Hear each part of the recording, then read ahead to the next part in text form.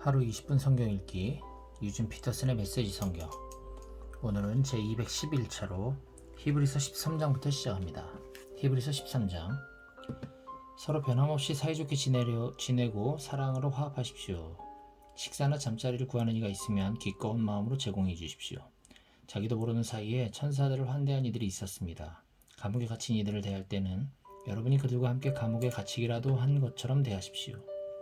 학대를 당한 이들을 보거든 그들에게 일어난 일이 여러분에게도 일어난 것처럼 대하십시오. 결혼을 소중히 여기고 아내와 남편 사이에 이루어지는 성적 친밀감을 거룩하게 지키십시오. 하나님은 일회성 섹스와 부정한 섹스를 금하십니다. 물질적인 것을 더 많이 얻으려는데 사로잡히지 마십시오. 지금 가지고 있는 것으로 만족하십시오. 하나님께서는 내가 너를 저버리지 않겠다, 너를 떠나지도 않고 버리지도 않겠다고 하시며 우리에게 확신을 주셨습니다. 그러므로 우리는 담대한 마음으로 이렇게 말할 수 있습니다. 하나님께서 기꺼이 도우시니 내게 무슨 일이 닥쳐와도 두렵지 않다. 그 누가 그 무엇이 나를 괴롭힐 수 있으랴. 여러분에게 하나님의 말씀을 전해준 목회자들을 인정해 주십시오. 그들의 사는 모습을 눈여겨보고 그들의 신실함과 진실함을 본받으십시오. 우리 모두는 언제나 한결같아야 합니다. 예수께서 변치 않는 분이시기 때문입니다. 어제나 오늘이나 내일이나 그분은 한결같으십니다. 그분에 관한 최신 이론에 이끌려 그분을 떠나는 일이 없게 하십시오. 그리스도의 은혜만이 우리의 삶을 떠받치는 유일하고 충분한 기초입니다. 그리스도의 이름을 붙인 온갖 상품은 별 도움이 되지 않습니다. 하나님께서 자기 자신을 선물로 내어주시는 제단이 안에서 횡령과 부정이득을 일삼는 자들에 의해 오용되어서는 안 됩니다. 옛 제도 아래서는 짐승을 죽여 진 밖에서 그 몸을 처리합니다. 그 후에 그 피를 안으로 가져와서 죄를 위한 제물로 제단에 바칩니다. 예수께서도 똑같은 일을 당하셨습니다. 그분은 성문 밖에서 십자가에 못 박히셨습니다. 그분은 거기서 희생의 피를 쏟으셨고 그 흘리신 피가 하나님의 제단에 드려져 백성을 깨끗게 했습니다. 그러니 우리도 밖으로 나갑시다. 예수께서 계시는 그곳, 중요한 일이 벌어지는 그곳으로 나갑시다. 특권을 누리며 안에서 안주하는 사람이 되려고 하지 말고 예수께서 받으신 치욕을 우리도 짊어져야겠습니다. 안에서 안주하는 사람의 세상은 우리가 있을 곳이 아닙니다. 우리는 장차 다가올 도성을 간절히 찾고 있습니다. 우리는 예수와 함께 밖에 있어야 합니다. 더 이상 짐승피로 제사를 드릴 것이 아니라 예수의 이름으로 우리 입술에서 나오는 찬양의 제사를 하나님께 드립시다. 아무것도 당연하게 여기지 말고 공동의 유익을 위해 일할 때 게으르지 말며 여러분이 가진 것을 다른 이들과 나누십시오. 하나님께서는 이런 예배 행위를 특별히 기뻐하십니다. 그것은 부엌과 일터와 길거리에서 이루어지는 다른 종류의 제사입니다. 여러분 교회 지도자들에게 민감히 반응하십시오. 그들의 권고에 귀를 기울이십시오. 그들은 여러분이 처해 있는 삶의 조건을 부지런히 살피며 하나님의 엄격한 감독 아래서 일하는 사람들입니다. 그들이 고단한 심정이 아니라 기쁜 마음으로 지도록을 펼치도록 도와주십시오. 그들을 힘들게 할 이유가 무엇이겠습니까? 우리를 위해 기도해 주십시오. 우리가 하는 일이나 그 일을 하는 이유에 대해서 의심할 바 없지만 상황이 어려우니 여러분의 기도가 필요합니다. 하나님 앞에서 바르게 사는 것, 우리가 온통 마음 쓰는 것은 이것뿐입니다. 여러분을 조만간 만날 수 있도록 기도해 주십시오. 만물을 화해시키고 온전하게 하시는 하나님, 예수의 희생, 곧 영원한 언약을 보증하는 피의 제사를 통해 영원한 업적을 이루신 하나님, 우리의 위대한 목자이신 예수를 죽은 자들 가운데서 일으켜 살리신 하나님께서 여러분을 화해시키고 필요한 모든 것을 공급해 주셔서 그분의 기쁨이 되게 해주시기를, 메시아 예수의 희생을 통해 그분께 가장 큰 기쁨을 드리는 존재로 우리를 만들어 주시기를, 모든 영광이 예수께 영원하기를, 오 참으로 그러하기를. 친구 여러분, 부디 내가 최대한 고심하며 쓴 이 편지를 받아들이시기 바랍니다. 나는 가급적 간결하게 쓰려고 했습니다. 다른 많은 이야기는 적지 않았습니다. 디모데가 감옥에서 풀려난 것을 알게 되었으니 여러분도 기쁘겠지요. 곧 그가 오면 그와 함께 여러분을 직접 찾아뵙겠습니다. 여러분 교회 지도자들과 모든 회중에게 안부를 전해주십시오. 이곳 이탈리아에 있는 모든 이들이 여러분에게 안부를 전합니다. 여러분 모두에게 은혜가 함께하기를 바랍니다.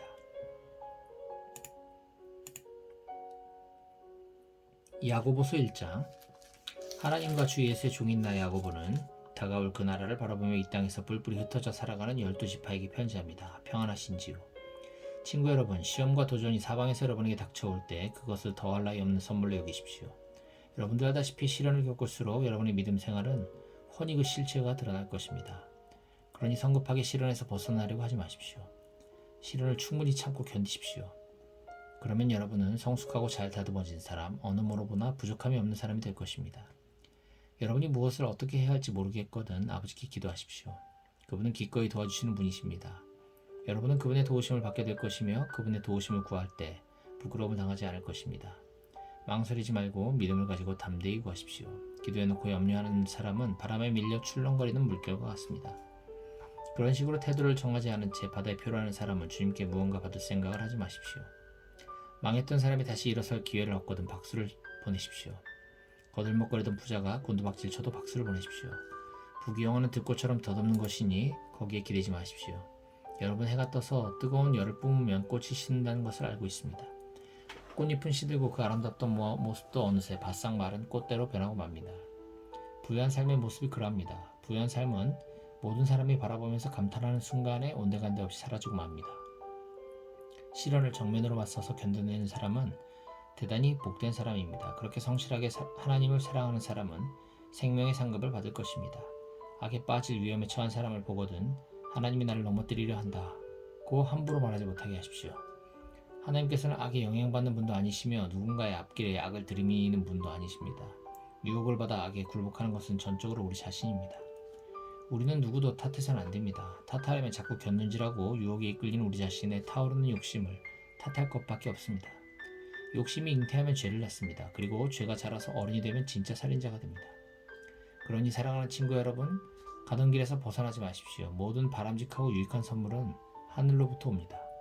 빛의 아버지로부터 폭포처럼 하염없이 내려옵니다. 하나님께는 속임수나 겉과 속이 다르거나 변덕스러운 것이 전혀 없습니다.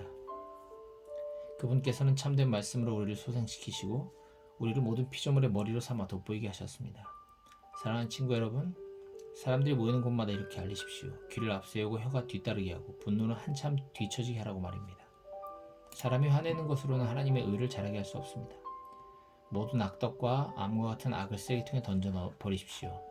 그저 마음을 겸손하게 하여 우리의 정원사이신 하나님께서 여러분을 말씀으로 조경하셔서 여러분의 삶을 구원의 정원으로 만드시게 하십시오. 말씀을 한 귀로 듣고 다른 귀로 흘려보내면서도 자신은 말씀을 듣는 사람이라고 스스로 속이는 일이 없게 하십시오. 들은 그대로 행하십시오. 듣고도 행하지 않는 사람은 거울을 헐끗 들여다보고 떠나가서는 금세 자기가 누구이며 어떻게 생겼는지 전혀 알지 못하는 사람과 같습니다.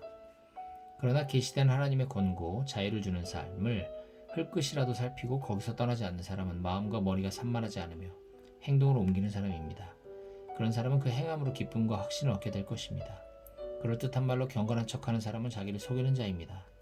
그러한 경건은 자기 자랑이자 허풍일 뿐입니다.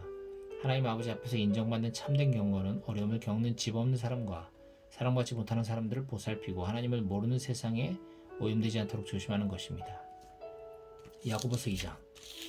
사랑하는 친구 여러분, 그리스도께로부터 시작된 우리의 영광스러운 믿음 생활에 세상 사람들의 생각이 영향을 미치지 못하게 하십시오. 어떤 사람이 값비싼 정장 차림을 하고 여러분의 교회에 들어오고 뒤에 누더기 옷차림에 노숙자가 들어왔다고 가정해 보십시다. 여러분이 정장을 차려입은 사람에게는 선생님 여기 앉으십시오. 이 자리가 가장 좋은 자리입니다 라고 말하면서 누더기를 걸친 노숙자는 아예 무시하거나 혹은 여기 뒷자리에 앉은 게 좋겠습니다 라고 말한다면 여러분은 하나님의 자녀들을 차별하고 남을 판단하는 신뢰할 수 없는 사람이 아니겠습니까? 사랑하는 친구 여러분, 귀 기울여 들으십시오. 하나님께서는 전혀 다르게 일하신다는 것이 이미 분명하게 드러나지 않았습니까? 그분께서는 세상의 가난한 사람들을 택하셔서 그 나라의 권리와 특권을 지닌 1등 시민이 되게 하셨습니다. 그 나라는 하나님을 사랑하는 사람 누구에게나 약속된 나라입니다. 그런데도 여러분은 여러분과 같은 시민들을 업신여겨 욕보이고 있습니다.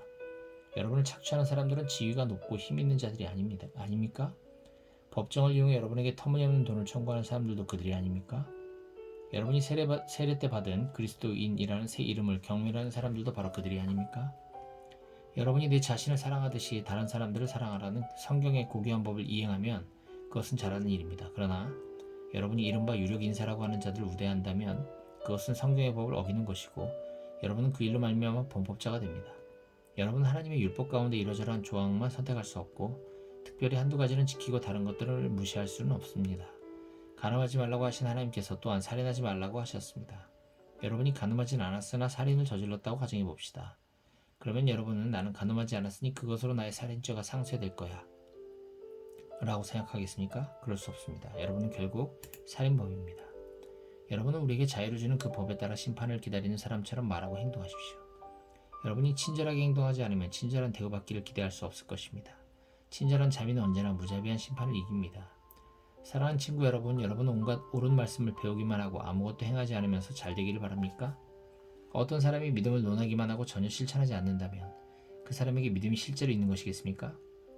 예를 들어 여러분의 옛 친구가 누더기를 걸친 채 굶주리고 있는데 그에게 다가가서 여보게 친구, 그리스도를 입으시게, 성령 충만하시게 라고 말하면서 외투 한 벌이나 밥 한 그릇 주지 않고 떠나간다면 무슨 소용이 있겠습니까? 하나님의 말만 앞세우고 하나님의 행함이 없다면 그것은 터무니없는 짓임이 분명하지 않습니까? 벌써 여러분 가운데 누군가가 좋습니다. 당신의 믿음을 맡으면 나는 행함을 맡겠습니다 라고 말하는 소리가 들립니다. 성급하게 판단하지 마십시오. 내가 행함이 없는 믿음을 보여줄 수 없듯이 여러분도 믿음 없는 행함을 보여줄 수 없습니다. 믿음과 행함, 행함과 믿음은 뗄래야 뗄 수 없는 관계입니다. 여러분은 한 분이신 하나님을 믿는다고 공언하면서 마치 그것으로 대단한 일을 했다는 듯이 뒷짐을 진 채 만족해하더군요. 참 대단하십니다. 마귀들도 그렇게 합니다만 그것이 무슨 소용이 있겠습니까? 생각을 좀 해보십시오. 여러분은 믿음과 행함을 갈라놓고도 그것을 계속 죽지 않게 할 수 있다고 생각하는 것입니까? 우리 조상 아브라함이 자기 아들 이삭을 번제단에 바칠 때 행함으로 하나님과 바른 관계를 맺은 것이 아닙니까? 믿음과 행함은 함께 멍에를 맨 동반자임이 분명하지 않습니까? 믿음은 행함으로 나타나는 것이 아닙니까? 행함이 믿음의 행위라는 것은 다 아는 사실 아닙니까? 성경은 아브라함이 하나님을 믿어 하나님과 바른 관계를 맺었다고 했는데 여기서 믿는다는 말의 온전한 의미는 그의 행위까지 담고 있습니다. 아브라함이 하나님의 벗이라는 이름을 얻게 된 것은 그가 믿음과 행위를 하나로 조화시켰기 때문이 아닙니까? 사람이 하나님과 바른 관계를 맺는 것은 열매 맺지 못하는 믿음으로 되는 것이 아니라 행함으로 열매를 맺는 믿음으로 되는 것이 분명하지 않습니까? 여리고의 창녀 라합의 경우가 그러했습니다. 하나님이 그녀를 귀하게 여기신 것은 하나님의 정탐꾼들을 숨겨주고 그들의 탈출을 도운 행위 곧 믿음과 행함의 빈틈없는 일치 때문이 아니었습니까? 여러분이 육체의 영을 분리시키는 바로 그 순간에 여러분은 싸늘한 시체가 되고 맙니다. 믿음과 행함을 분리시켜 보십시오. 여러분이 얻을 것은 시체뿐입니다. 야고보서 3장. 친구 여러분, 성급하게 선생이 되려고 하지 마십시오. 가르침에는 막중한 책임이 따릅니다. 선생은 가장 엄격한 기준을 적용받습니다. 우리 가운데 완전한 자격을 갖춘 사람은 하나도 없습니다. 우리는 입을 열 때마다 거의 매번 실수를 저지릅니다. 온전히 참된 말을 하는 사람을 만난다면 여러분은 삶을 완벽하게 제어하는 완전한 사람을 보고 있는 것입니다. 말의 입에 물린 재갈이 말의 온몸을 통제합니다. 큰 배라도 능숙한 선장의 손에 작은 키가 잡혀있으면 그 배는 아무리 거센 풍랑을 만나도 항로를 벗어나지 않습니다. 여러분의 입에서 나오는 말이 하찮아 보이지만 그 말은 무슨 일이든 성취하거나 파괴할 수 있습니다. 잊지 마십시오. 아주 작은 불꽃이라도 큰 산불을 낼 수 있습니다. 여러분의 입에서 나오는 부주의한 말이나 부적절한 말이 그 같은 일을 합니다. 우리는 말로 세상을 파괴할 수도 있고 조화를 무질서로 바꿀 수도 있고 명성에 먹칠할 수도 있고 지옥구덩에서 올라오는 연기처럼 온 세상을 허망하게 사라지게 할 수도 있습니다. 두려운 일이 아닐 수 없습니다. 여러분이 호랑이는 길들일 수 있지만 혀는 길들일 수 없습니다. 이제껏 혀를 길들인 사람은 아무도 없었습니다. 혀는 사납게 날뛰는 무자비한 살인자입니다. 우리는 혀로 하나님 우리 아버지를 찬양하기도 하고 바로 그 혀로 하나님이 자기 형상대로 지으신 사람들을 저주하기도 합니다. 한 입에서 저주도 나오고 찬양도 나옵니다.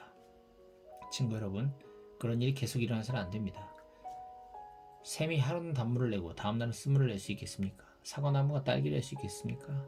딸기 덩굴이 사과를 낼 수 있습니까? 더러운 진흙구덩이에서 맑고 시원한 물 한 잔을 얻을 수 있겠습니까? 지혜롭다는 평가를 듣고 싶습니까?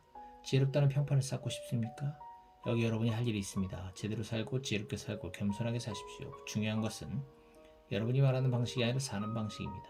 야비 아니하시면 지혜가 아닙니다. 스스로 지혜롭다고 뽐내는 것도 지혜가 아닙니다.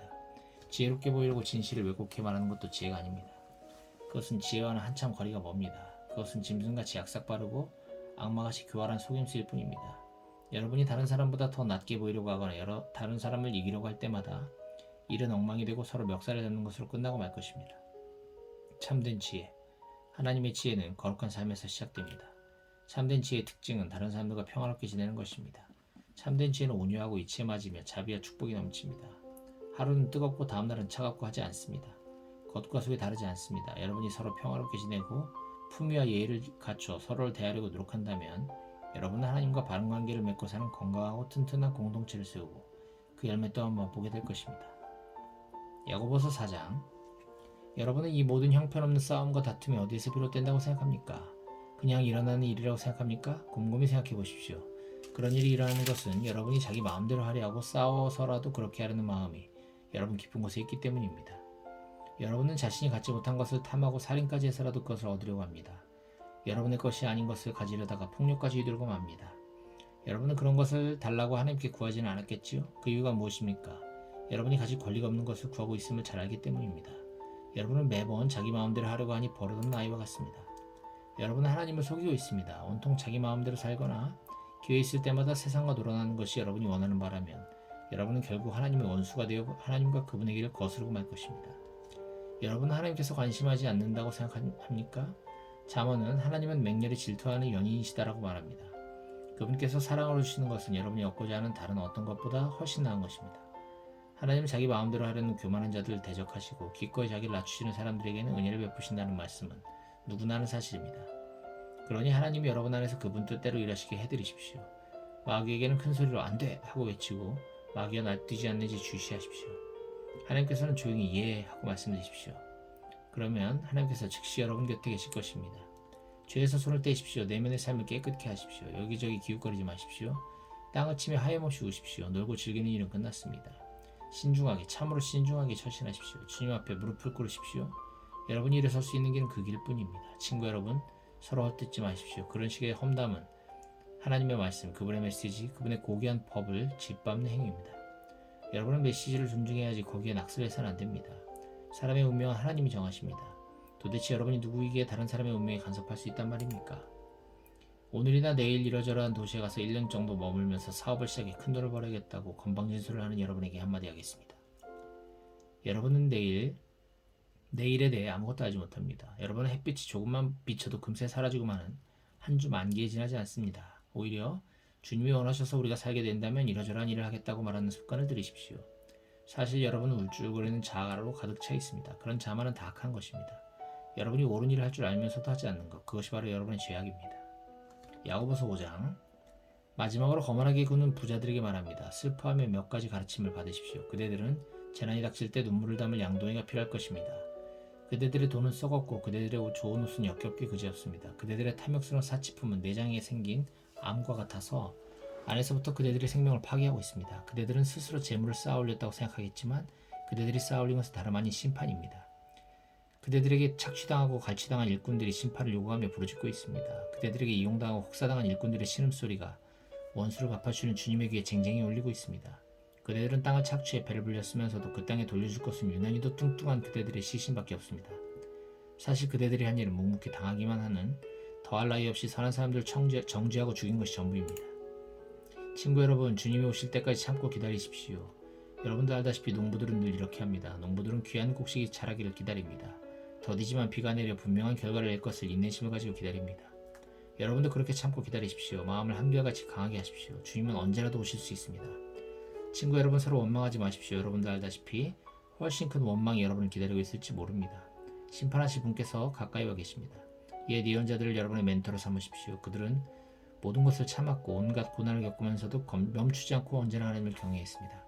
끝까지 경주를 마친 사람들에게는 하나님께서 생명을 선물로 주실 것입니다. 물론 여러분은 욥의 인내에 대해 들었을 것입니다. 하나님께서 마지막에 어떻게 그에게 모든 것을 회복해 주셨는지도 알 것입니다. 하나님께서 그렇게 하신 것은 그분은 돌보시는 분, 사소한 일까지 세세하게 보살펴 주시는 분이기 때문입니다. 하나님은 돌보시는 분임을 알았으니 이제 여러분의 말로 그 사실을 알리십시오.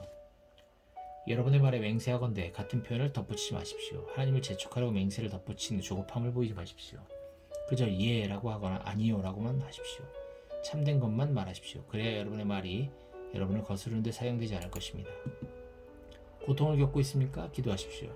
기분이 몹시 좋습니까? 찬양하십시오. 아픈 데가 있습니까? 교회 지도자들을 불러 주님의 이름으로 함께 기도하고 기름을 발라 달라고 하십시오. 믿음으로 드리는 기도는 여러분을 낫게 해줄 것입니다. 예수께서 여러분을 일으켜 주실 것입니다. 또한 죄를 지은 것이 있으면 용서받을 것입니다. 안팎이 모두 치유될 것입니다. 여러분 모두가 함께 실천할 것이 있습니다. 서로 죄를 고백하고 서로를 위해 기도하십시오. 그러면 여러분의 병이 낫고 온전해져서 더불어 살 수 있을 것입니다.